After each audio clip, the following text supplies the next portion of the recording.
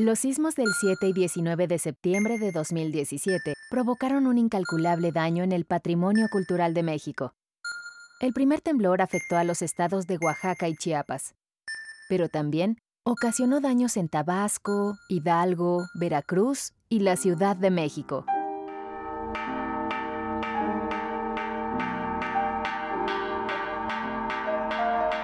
Al siguiente día de ese primer sismo, el Instituto Nacional de Antropología e Historia inició los trabajos de evaluación de daños. El INAH fue fundado el 3 de febrero de 1939 durante el mandato del presidente Lázaro Cárdenas. Su misión era la de investigar, conservar y difundir el vasto patrimonio cultural de México, con la vocación de iniciar un estudio científico de los pueblos indígenas.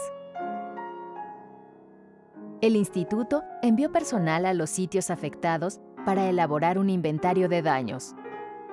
Se organizaron rutas de inspección en zonas afectadas, realizando censos e identificación para el análisis de costos.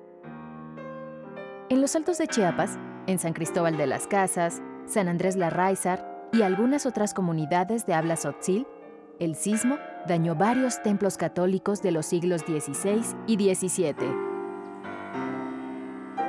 Entre los inmuebles más deteriorados estaba la Catedral de San Cristóbal. Las cuarteaduras en las columnas y los arcos internos fueron contundentes. Trozos de la fachada cayeron sobre el coro, destruyendo el órgano antiguo y la duela. El templo anexo de San Nicolás ostenta una fractura en la parte superior de la fachada.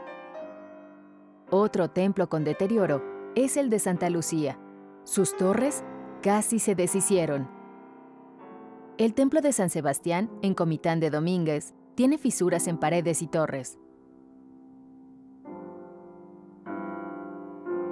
México estaba en el inventario de los desperfectos ocasionados por el sismo del día 7, cuando el martes 19,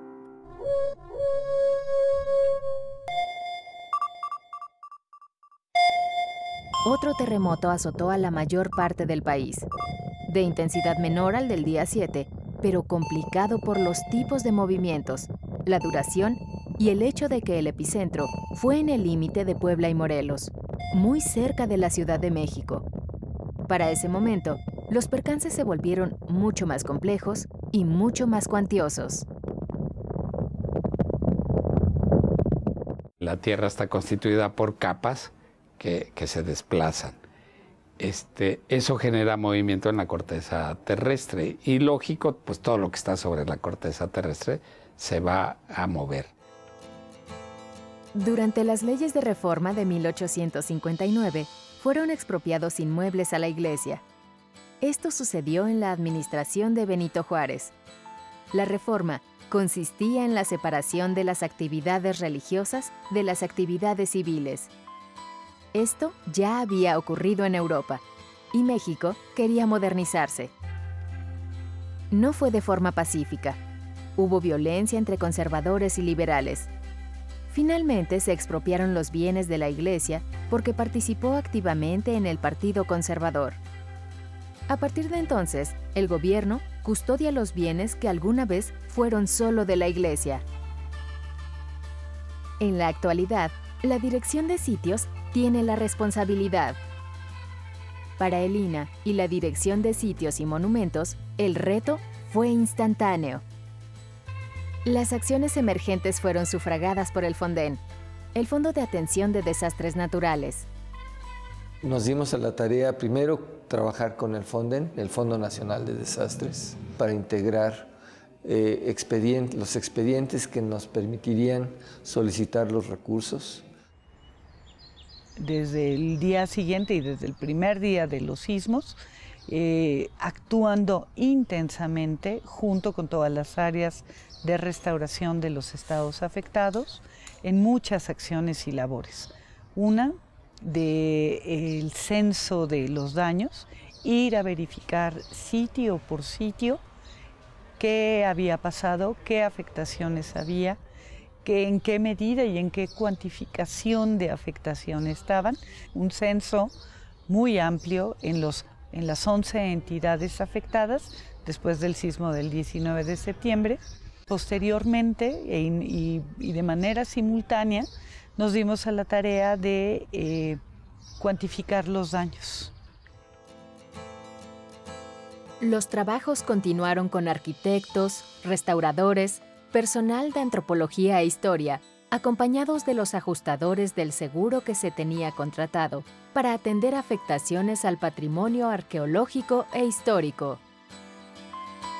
Detectamos ese día que llegamos es que los pináculos que rematan el templo estaban sueltos. Entonces nos dimos a la tarea el día domingo de evaluar uno por uno si había la necesidad de quitarlos o no para no causar problemas pues con la gente. El primer paso a la llegada de las brigadas fue el retiro y selección de escombros. Todas las medidas que se están tomando es para, en primer lugar, asegurar a la gente, para trabajar y para que la gente que trabaja esté a buen resguardo y la gente que emplee más adelante los templos esté segura. Mientras algunos retiran las grandes cantidades de escombro con maquinaria pesada, picos y palas, otros forman una cadena humana para llevar cada piedra con la colaboración de las Fuerzas Armadas de México, que fue invaluable para estos primeros trabajos de rescate. Pues no puede uno simple y sencillamente acarrear el escombro, hay que hacerlo con cierto cuidado, hay que ver qué piezas pueden ser reutilizadas, ya sea para volver a ser incluidas en los procesos de restauración, o bien porque nos pueden dar el testimonio de cómo estuvieron constituidos algunos elementos decorativos y nos da idea de formas y características que después hay que considerar a la hora del restauro. Hemos entrado también en esa fase de identificar a todos los profesionales específicos que tienen el conocimiento y los perfiles adecuados para hacerlo, contactarlos, que ellos presenten sus propios proyectos para que fluya y se pueda hacer la recuperación en términos de restauración.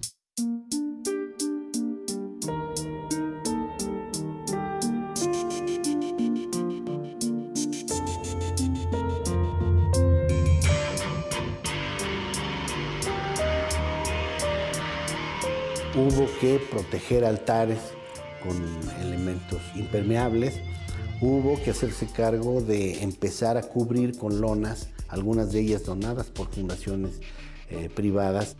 La Fundación SLID aportó elementos que nos ayudaron a las acciones inmediatas. La Fundación HARP en Oaxaca ayuda con la recuperación de la vivienda tradicional. La Fundación Jenkins, el rejoneador español Pablo Hermoso de Mendoza y el gobierno francés aportaron recursos para las restauraciones en el estado de Puebla. Hay que recordar que en septiembre sigue siendo temporada de lluvias y había que actuar rápido para evitar el ingreso de agua a los templos. Hubo daños en inmuebles de carácter histórico y de uso religioso. Arquitectura realizada entre el siglo XVI y el siglo XIX.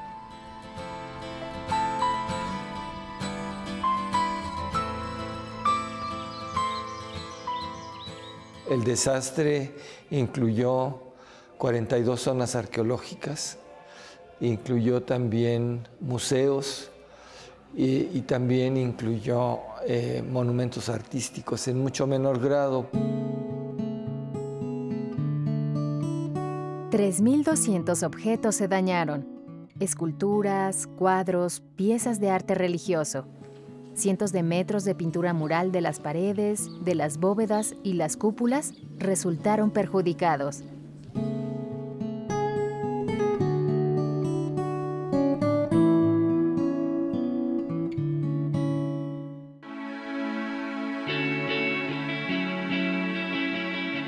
En el istmo de Tehuantepec, hubo pérdida de vidas, viviendas que se derrumbaron y edificaciones históricas dañadas. Oaxaca es de las zonas más perjudicadas. Hay invaluables pérdidas en el área.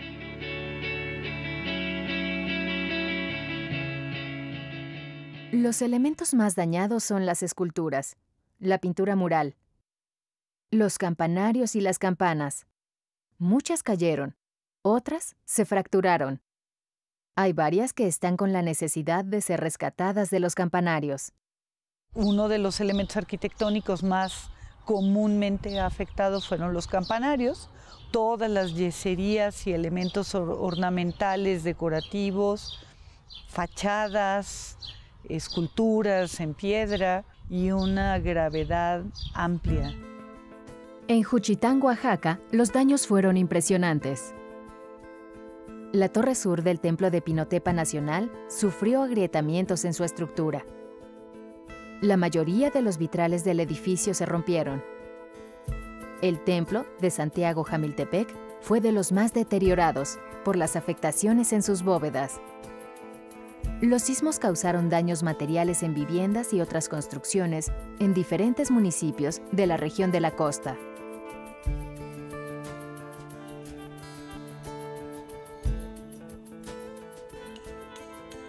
En Taxco, Guerrero, su iglesia principal, Santa Prisca, la alhaja arquitectónica del siglo XVIII, resultó afectada con grietas, cuarteaduras en la cúpula, el bautisterio y la nave principal sufre desprendimientos de pináculos en la parte externa que cayeron en los patios laterales y la calle del Arco. Una de las grietas era de 7 centímetros. En la cúpula principal aparecieron múltiples grietas y el piso de duela se levantó por el efecto de resonancia. En el exterior, 7 pináculos se vinieron abajo y los arcos, atrás de las molduras, están desprendidos, a los que se agregan más arcos de cantera con fisuras sobre toda la nave principal. Puebla fue de las zonas en que los sismos tuvieron mayor impacto. En este lugar hay conventos del siglo XVI y siglos posteriores. La recuperación y resguardo de los bienes muebles, así se llama a los objetos que están adentro de los templos, se hizo entre octubre y noviembre. Hubo que embalarlos y protegerlos. Con ayuda de los habitantes del lugar, se buscaron espacios adecuados para que las piezas que no fueron afectadas estén en buen resguardo y puedan seguir en funciones. El proyecto de la parroquia de Santa María de la Natividad se aprobó en 1579, al mismo tiempo que Atlisco obtenía el título de villa, la Villa de Carrión. Se comenzó a construir en el año 1644 por orden de don Juan de Palafox y Mendoza. El sitio donde se erige la parroquia fue destinado para uso religioso desde que se realizó el reparto de tierras. Vemos sobreposiciones de siglos, estamos entendiendo estructuras que son hechas al principio con argamasas, que son iconográficamente muy representativas, pero que después son retirados en la parte interior, son retirados los retablos barrocos, porque era una ciudad floreciente, era una villa con dinero, entonces reflejaba todas estas, podríamos decir, expresiones donde los donantes pues hacían gala de quién ajuareaba mejor determinados templos. Aquí en la sacristía el daño principal fue producto de la salida del sismo. Se recarga hacia esta esquina del edificio y se hace una fractura en diagonal en esta bóveda. La parroquia es uno de los templos más importantes de la localidad. Está ahora con las puertas cerradas y esperando su remozamiento. En Izúcar de Matamoros, también en Puebla, el santo patrono del pueblo es Santiago Apóstol. Dentro del templo del mismo nombre, había una escultura de 5 metros de altura que la cúpula al caer aplastó. Nomás debe de ir a dar la vuelta a Matamoros como está Matamoros. Ahorita Matamoros está muy caído, está muy triste, ¿sí? Que tenía Santiago Apóstol un caballo blanco chulo, muy lindo su caballo. Se cayó del caballito para abajo. Lo apachurró, pues, lo que va. Sí. Ahora la escultura está en la Coordinación Nacional de Conservación por múltiples factores. 1. Por la demanda social de esa pieza. La comunidad en colectivo solicitó que se llevara a la especialidad profesional. Segundo, porque la gravedad de la afectación la hace compleja en su intervención. Se requieren análisis lentos y cuidadosos. Santiago Apóstol, que es el patrono de Izúcar de Matamoros, una escultura muy grande, de 5 metros de altura, es un Santiago Apóstol a caballo, que quedó debajo de la cúpula que cayó en el templo y por supuesto pues la pieza se hizo añicos. El estado material de la imagen era tan malo, bueno, que no necesitaba un embalaje demasiado especializado. Lo hicimos con plástico burbuja, con algunos materiales en algunas cajas, varias cajas porque es mucho material. Era una imagen muy grande, muy grande, y tuvimos que separar los fragmentos que conformaban el jinete, que es un material más delicado. Es un material ligero, pero más delicado, digamos, en cuanto a la compresión. Pues estamos utilizando una técnica normalmente utilizada para la intervención de escultura ligera y estamos buscando replicar, pues, lo más posible la técnica original, que es con caña de maíz y pasta de caña. Se identificaron los profesionales con el conocimiento y el perfil adecuado para que presentaran sus proyectos, sometidos a evaluación y validación para proceder a la recuperación en términos de restauración.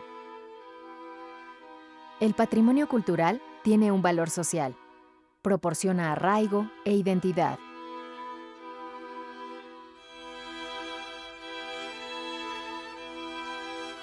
En el Estado de México, 136 iglesias sufrieron deterioros. Tepexoxuca, en la época prehispánica, formó parte de los pueblos matlatzincas.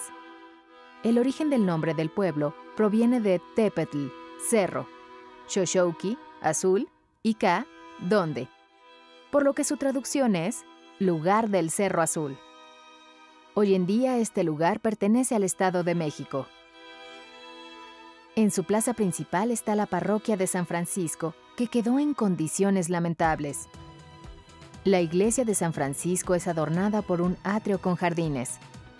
Su construcción fue en los siglos XVIII y XIX. Me dicen, está temblando. Entonces los postes pues iban para allá y para acá. El cable de la luz chicoteaba bien feo. Cuando comienzan a caer los pedazos de escombro a mis lados.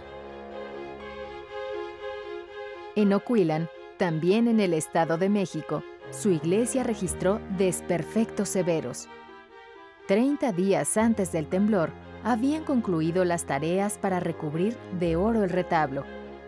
Tenían 3 años de haber iniciado las labores y se hizo con el apoyo de la gente. Terminaron de restaurar antes de su festividad, el 15 de agosto. La cantidad de material precioso ascendía a más de 600,000 pesos y fue ahorrado con la ayuda del pueblo y mayordomías. Otra iglesia afectada fue la del Señor del Calvario, cuyo recinto destaca por la imagen del Cristo que apareció en 1537 en una roca y cada año recibe miles de visitas de los creyentes. También se colapsó la parte frontal de la parroquia de Santiago Apóstol, construida igualmente en el siglo XVI, cuya atracción era el retablo trabajado exquisitamente en madera y hoja de oro. El trabajo con las personas de los poblados fue indispensable. Hubo que mediar ante la afectación y la pérdida. En muchos sitios se trabajó con los mayordomos, con los fiscales o sacristanes para poner al resguardo bienes.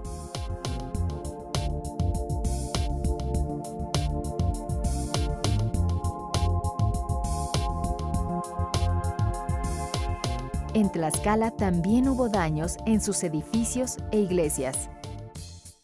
El edificio es la parroquia de San José, es del siglo XVII-XVIII, etapa barroca de la zona Puebla-Tlaxcala.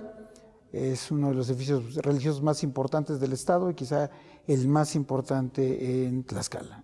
La parte superior de la torre también tuvo unas afectaciones por un movimiento que normalmente se da en un sismo, que es un movimiento semicircular que hace que los arranques y los apoyos traten de separarse.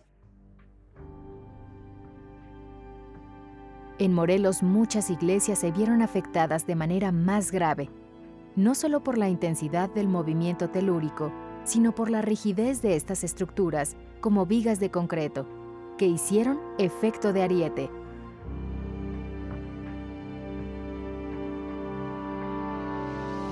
En algunos casos están en sobreposiciones de estilos, no se les ha dado el mantenimiento requerido o algunas veces, esto no por mala intención, sino podemos decir que en el primero o segundo tercio del siglo XX, es decir, 1950, 70, se utilizaban muchos materiales que no eran los que se necesitaban para la restauración. Y estos materiales son muy rígidos, trabajan en el sismo y desafortunadamente provocan muchas situaciones como es los que vemos ahora, tremendas fisuras, ¿no? Porque no trabajan con la estructura del inmueble. En algunos casos, se colocaron losas pesadas de concreto sobre estructuras antiguas diseñadas para recibir bóvedas de mampostería o techumbres de viguería de madera y tejas como protección de la cubierta. Durante la recuperación y restauración, se aplican técnicas tradicionales de construcción. Para hacer los apuntalamientos se requiere básicamente conocer el comportamiento estructural que está teniendo el edificio para poder trasladar las cargas que nos genera la bóveda hacia la parte baja. No solo se trata de restaurar la arquitectura monumental o la arquitectura religiosa, sino también hacernos cargo de cuidar el paisaje de las comunidades y cuidar la vivienda vernácula o tradicional. En el caso del 19 de septiembre, los daños rebasaron la suma asegurada. Se tiene planeado que los trabajos se prolongarán al menos hasta el año 2020. En algunos casos, tal vez lleven más tiempo.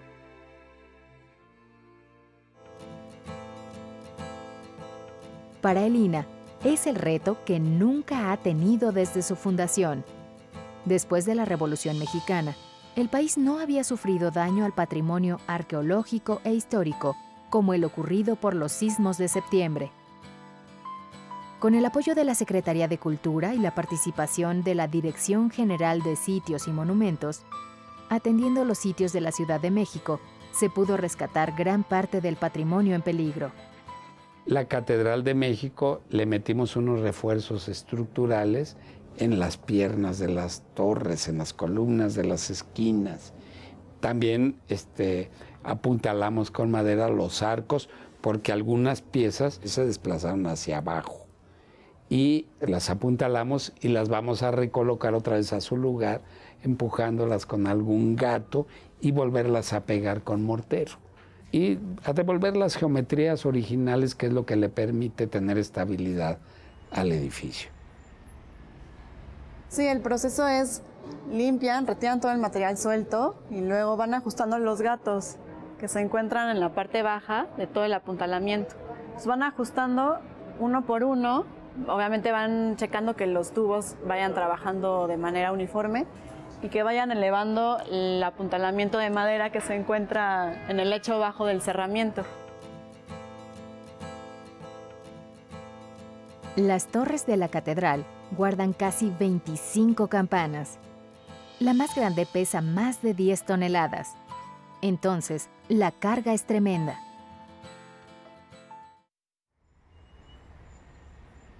Una pequeña ermita se construyera en el siglo XVI a raíz de una inundación, de las grandes inundaciones que azotaban la Ciudad de México. La zona de la Lagunilla, ese es el nombre que obviamente y bien dado se le da a esta zona. En esa inundación aparece flotando una imagen pintada de Nuestra Señora de los Ángeles y el cacique mexica Izayoque, convertido a la religión católica, lo rescata y construye una pequeña ermita en donde lo fija a un muro de adobe. Y durante 300 años fue el templo devocional más importante en la ciudad. Nuestra Señora de los Ángeles, pocos días después del segundo sismo, colapsa. Parte de la cúpula adicionada al templo en el siglo XIX cae en la escuela vecina, la Escuela Italia. No se podía trabajar en el templo porque estaban demoliendo la escuela. Después de eso, se pudo retirar todo el material peligroso que estaba arriba. Había bloques de mampostería de 10 toneladas. Todo el material estaba peligrosa y desequilibradamente puesto. Posteriormente, se protegieron los bienes culturales, muebles y principalmente la imagen de Nuestra Señora de los Ángeles. Este noble edificio se resistió a colapsar. Se desarticuló el anillo de cantera de desplante de la cúpula, que fue lo que ya dio las luces rojas. Asistimos y vimos la emergencia y la gravedad de la fractura y de la prácticamente inestabilidad del casquete.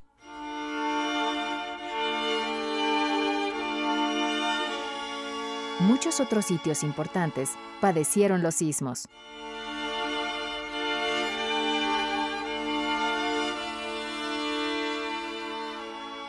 Esta parte superior de la bóveda tenemos algunas cuarteaduras que estaban insinuadas.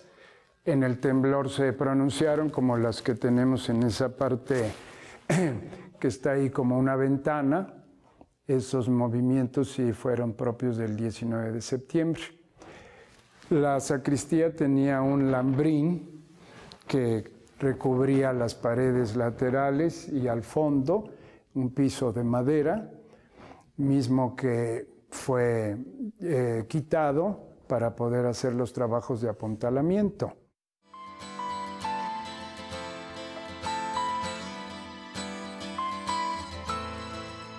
Fuentes privadas y fondos internacionales, como la UNESCO, hicieron donativos para la restauración de la iglesia de San Bernardino de Siena en Xochimilco.